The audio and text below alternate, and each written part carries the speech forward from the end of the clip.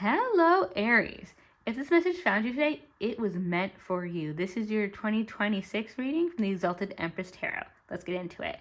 So the first card I have for you in 2026 is the 10 of Pentacles. 10 of Pentacles is for your finances, your family, and basically anything that has to do with your home life. So you are feeling as if you have it all in the beginning in the first quarter of 2026. So you're being calm, cool, collected, just enjoying and absorbing all the positive energy that you have around you in the first quarter of 2026. In the second quarter of 2026, we see that Temperance is reversed.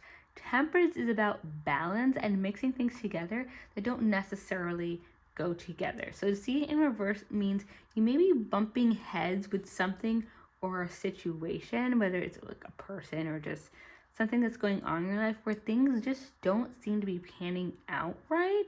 I wouldn't be too worried about it though, just because you had so many things balanced at the beginning of the year. We're just getting some of life's friction as things start to move forward, as things do, right? Unfortunately, things don't just stay even keeled though. That would be nice.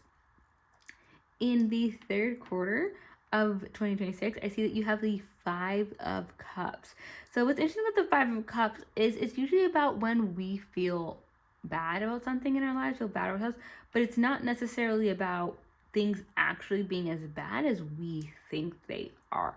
So there may be something going on with this bumping heads and difficult personalities that may feel bigger than it actually is. So really keep an eye about that in the third quarter in 2026. Something that may feel really, really off may not be that off. It may not be as bad as we're making it in our head, okay? And with the High Priestess, I feel like in the last quarter of the year especially, you're going to really be feeling your intuition. You're going to really feel like things are playing out exactly how you expected them to play out, and you're just going to be more in tune with your life in a way that you can't necessarily put your foot on, right? Like you just seem to be able to predict like, I feel like things are going this way or the other. That is great. It's not saying a good or bad income, but you're very aware of the things that are happening around you. So that, I think that's really positive and a great way to end the year. But you got a bonus card when I was shuffling. This one came out and it is Strength. So you're going to have a lot of strength carrying you through the year. And I think that I see that as well with the other cards, because you don't have a lot of ups and downs. Even with the tension that you do have, things are pretty even keeled. Even when you feel like things aren't quite where you want them in 2026, the problem really isn't that big. So you're really holding things together, holding down the fort in 2026.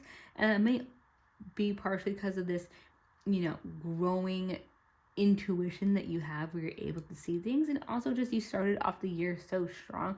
You may just have a lot of people around you that really make you feel like you have that strength to direct things and be a leader in your life in 2026. So I truly hope that resonated. If so, like and subscribe. I'd love to see you in the Empress's court, and I will see you next time. Bye.